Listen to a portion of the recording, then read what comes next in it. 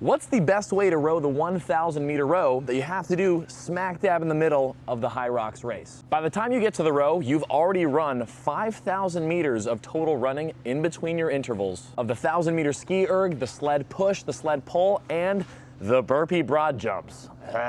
When you think about the totality of the Hyrox event, it is basically one big endurance event with niche fitness things to do sprinkled throughout. Considering everything you have done up into the point of the row and all the things that you have to do after the row, you should be treating the row like a steady state effort. You do not want to go hard on this 1,000 meter row, and the reason why is because of this chart right here. This is a chart that displays the energy and power and watts that it takes to improve the pace per 500 meters.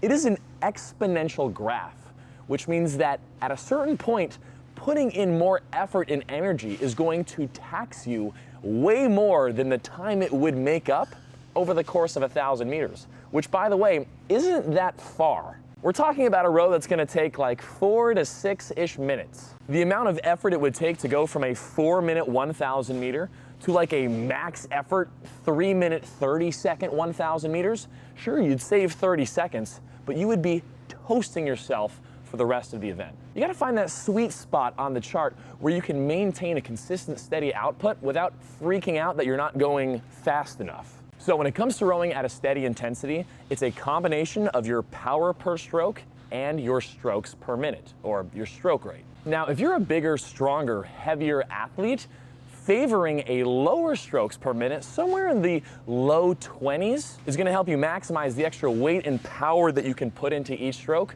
without overly fatiguing yourself from a cardio standpoint by keeping the rate higher. Now, if you're a smaller, shorter, endurance-y athlete, a steady row is going to be less about going hard each stroke and more about keeping the rate what I call light and fluffy. Keeping a stroke rate somewhere more towards the mid to high 20s with less power per stroke while still trying to stay as long as you can is going to be your secret to success. Now, how do we row long on the rower?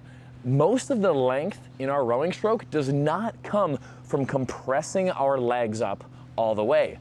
Most of the length actually comes from our ability to lean our torso forward and reach our arms out, getting our body to an 11 o'clock forward lean position, pushing the legs, swinging back, and pulling back to a 1 o'clock position. The real secret to keeping those efficient strokes is getting length through your lean and swing. So try not to bend your legs up all the way if it's going to sacrifice your torso angle.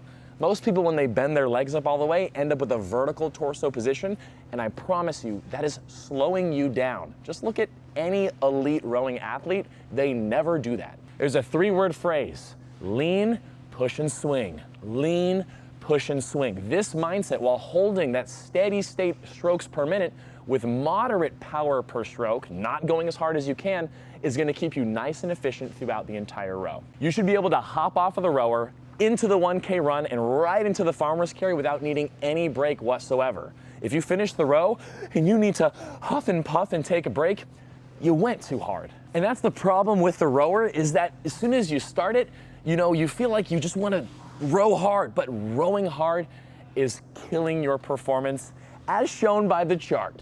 And just a little bonus tip here too. Over the course of the entire Hyrox race, we're getting a lot more taxation in our legs than we are in our upper body. Not to say that the upper body isn't on fire as well, but during the row, this might actually give you a little bit of an opportunity to focus on a slightly harder pull back with the arms.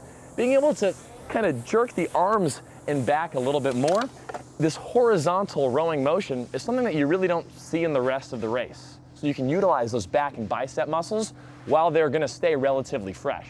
Just keep in mind that sprinting a 1,000 meter row in the middle of a Hyrox race is a recipe for death. And your recipe for success comes from keeping the row long, efficient, and steady state. That way you can hop right off, get right into the run, and right into the rest of the race. Because that extra effort by going hard is simply not going to make up enough time to be significant, and it's going to cost you everywhere else. But use your arms on the pullback a little bit more just to get a little bit more out of it in this very unique position and muscle groups that we're not using in the rest of the race. And with all those tips in mind, you're gonna crush it. I hope that helps. If you enjoyed the workout, consider subscribing for more rowing content. And don't forget about my follow-along rowing app, Just Row. If you need to get in some technique practice and some rowing training yourself, it is the world's most affordable rowing app with hundreds of follow-along workouts and dozens of workout plans, all following along with me. Thanks so much for watching. Good luck on your next race, and I'll see you in the next rowing video.